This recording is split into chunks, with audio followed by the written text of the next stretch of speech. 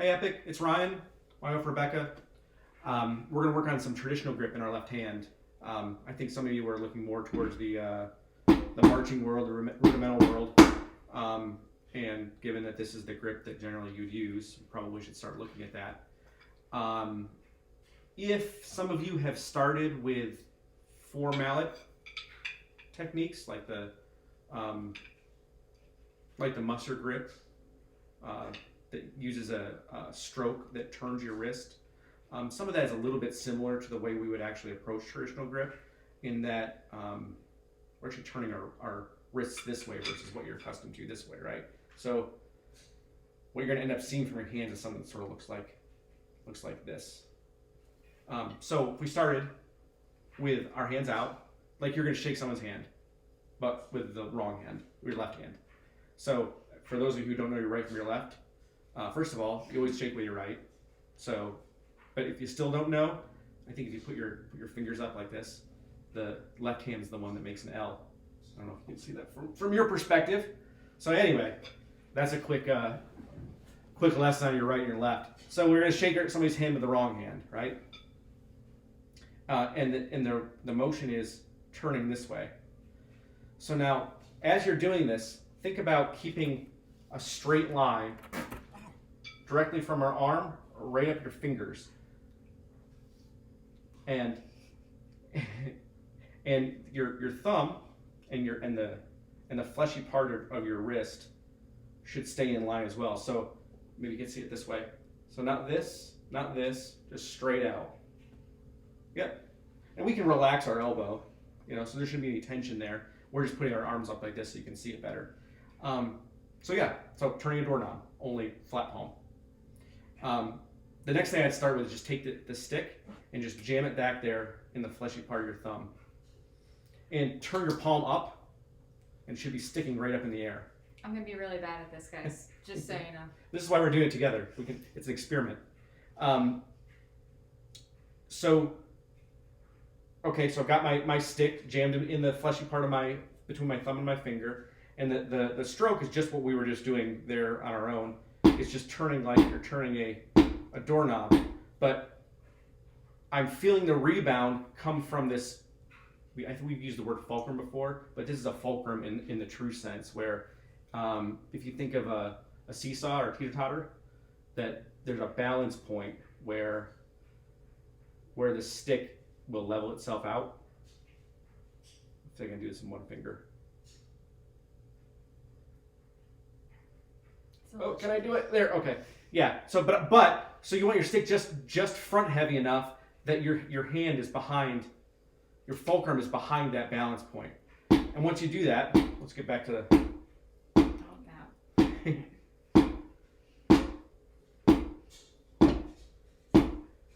the rebound gets much easier because gravity does the work for you. Yeah, I'm just gonna make one adjustment here while you're doing this. And we're going to keep that flat. So not this, and not that. So the wrist stays straight, right?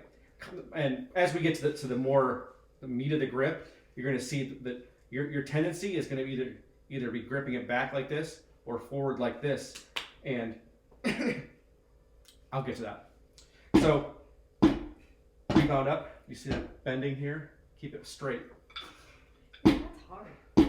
Like that? There you go. Yeah.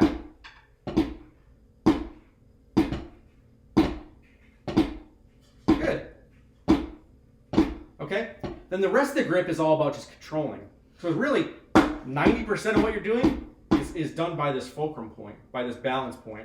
The rest of it is just putting your fingers on the stick in a way that controls it. So we will lay the stick on the fingernail, right there on the fingernail of your ring finger, which is easy on my hand because I actually have a ring on the ring finger. Yep. Your pointer finger just wraps around it, nice and relaxed, and your thumb just sits on top. So what you get is this triangle shape.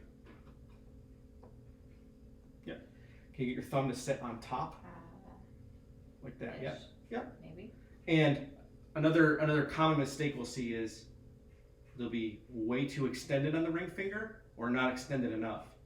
So you'll see a lot of drummers, especially those who really haven't explored this too much and spend most of their lives behind a drum set and trying to play swing, are playing with the stick all crammed in to the back of their hand like this. You need that fingers for support.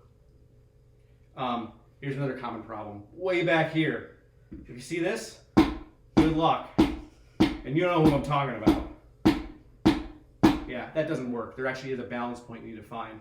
And the best way to find it again is just take your fingers off the stick, like we were doing before. But we have our triangle, and the same thing applies.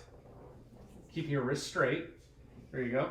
And if I were to put my other stick up, it would make like a 90-degree angle, like a big piece of pizza. Yeah, that looks great.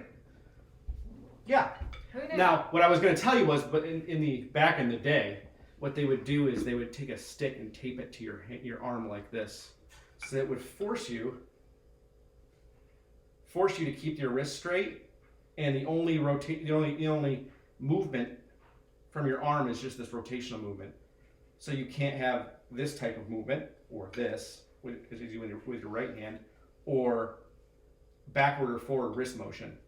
So the key to a good traditional grip is starting with a good line of sight between your elbow and your knuckles.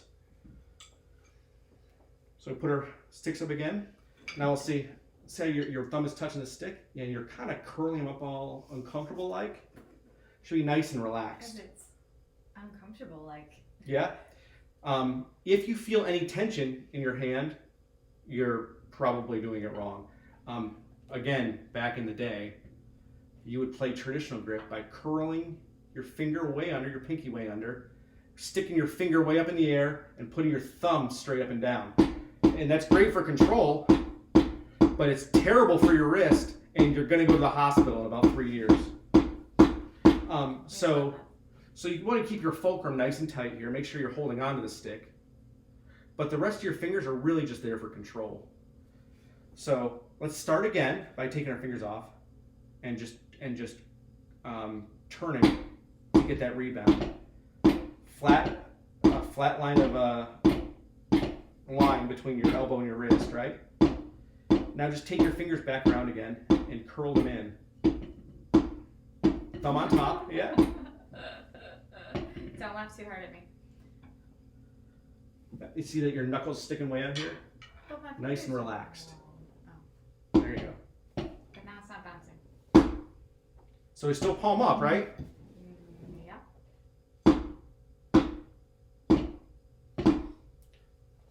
Another common mistake that happens is our thumbs, or sometimes we just use the tip of our thumb to hold that stick, and it's really tough to control this way, and it creates more tension than you probably need. Your thumb should sit on about where your knuckle is in your thumb, and just touch your finger. Nice and relaxed on there. So holding it firmly, but there's not the tension of pushing with the tip of your finger or sticking your thumb way up in the air. Let's get in our set position again.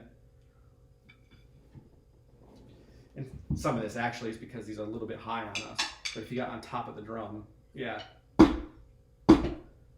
So turn all the way up. Start from an up position. It's actually easier to think of this starting from the up position so you can feel that rebound up.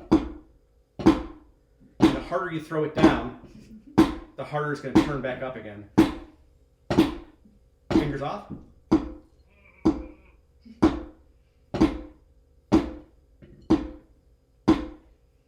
You guys are going to be so much better at this than I am.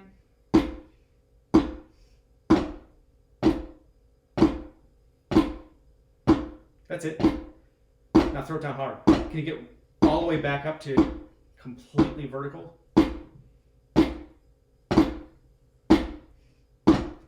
Harder you push. The harder I push, the more it bounces away from me. Rebound. See, it's not rebounding. That's it. You might need to change your balance point then. Which way? So it's front heavy. That's it. That's it.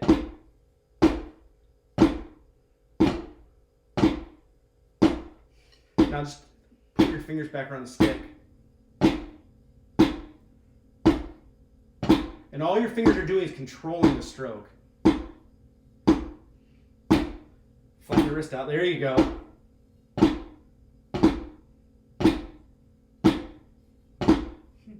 And really, okay, so when we get to a double stroke, particularly with double stroke rolls, it's the same approach.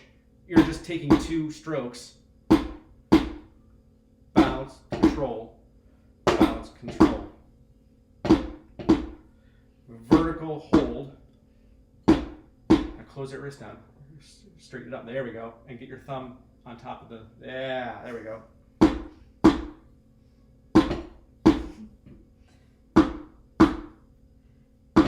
That's it.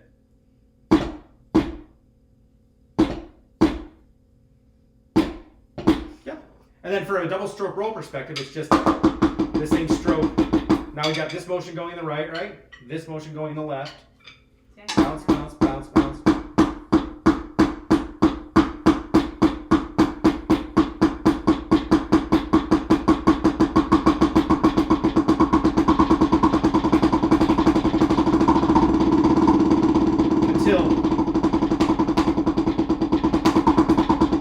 Until we get to a point where the roll speed is fast enough where, just like in the right hand, we get to a point where you're not turning up for the stroke, but you're moving your arm for the stroke. The same thing happens in the left hand.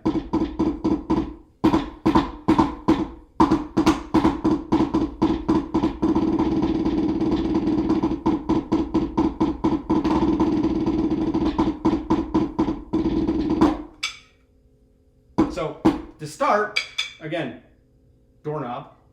I can do that part. Wrist straight. If you have to, maybe just put a little stick on your, tape a stick to your arm if you think that helps. Helped me, but I don't advocate for torturing yourself.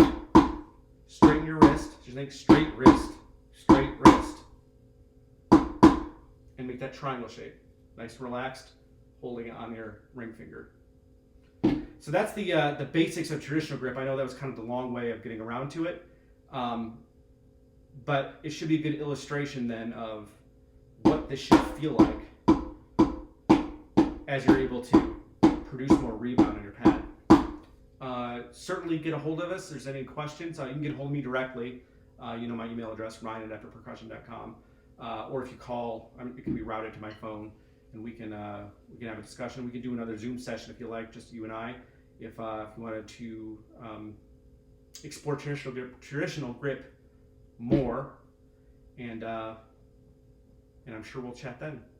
Enjoy. Thanks, everybody. See you guys. I need to cut about 5 minutes out of that. You stop it.